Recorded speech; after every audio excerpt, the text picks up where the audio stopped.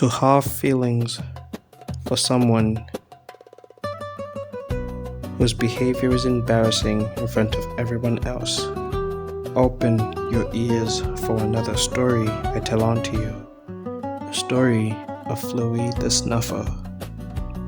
At a sports festival, against many schools with many people there, a competitive series of events, observes a boy playing ridiculously in a crazy manner with his friends.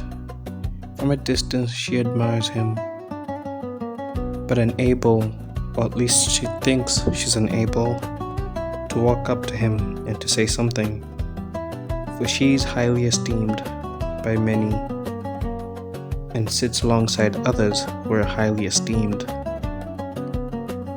Yet in this scenario and in that scenario, she creates weird opportunities to ask of him, of his help with few things. The boy is surprised and bashful, but keeps it to himself. He helps and carries on with his day. Again, she creates another opportunity. He helps and carries on with his day. Again, she creates another opportunity. He helps and he carries along with his day.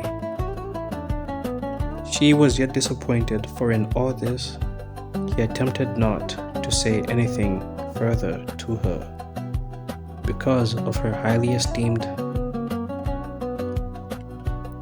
position and his lowly esteemed position.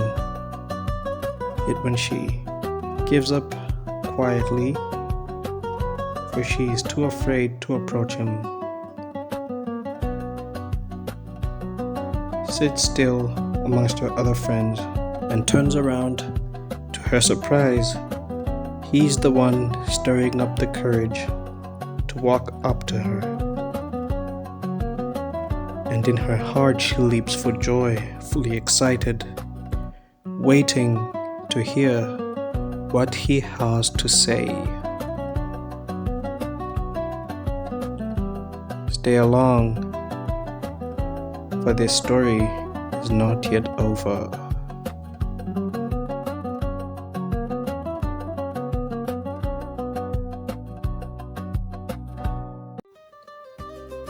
To have feelings for someone, yet not have the courage to walk up to them because of their embarrassing behavior.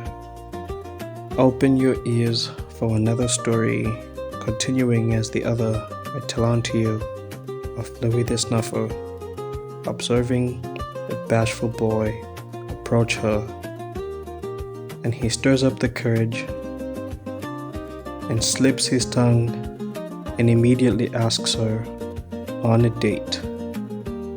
Unexpectedly, Fluy becomes bashful too, and everyone around laughs in excitement and in surprise that a boy of his stature would approach a girl of her stature. Yet Fluy composes herself, rejoicing in her heart, and accepts his request for a date. Then the boy suggests going for a movie,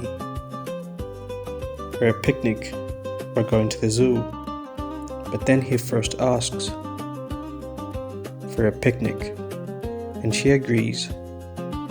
Yet, knowing not, she forgets that she has other responsibilities. So on the day, she never showed. Rushing back to him, apologizing, the boy accepts and asks her again to go to watch a movie. She accepts, but when again the day came to it, she never showed, for she had many things to do. Again she rushes back, in fear that he would give up. Again, the boy remains resilient and asks her to go out again to the zoo. She accepts. The day came and she never went. The boy, angry, ceases to call her, and she notices.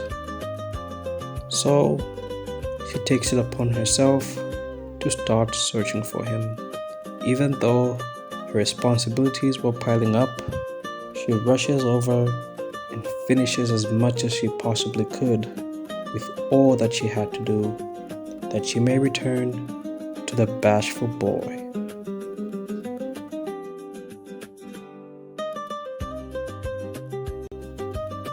To have feelings for someone whose behavior is embarrassing in front of everyone else.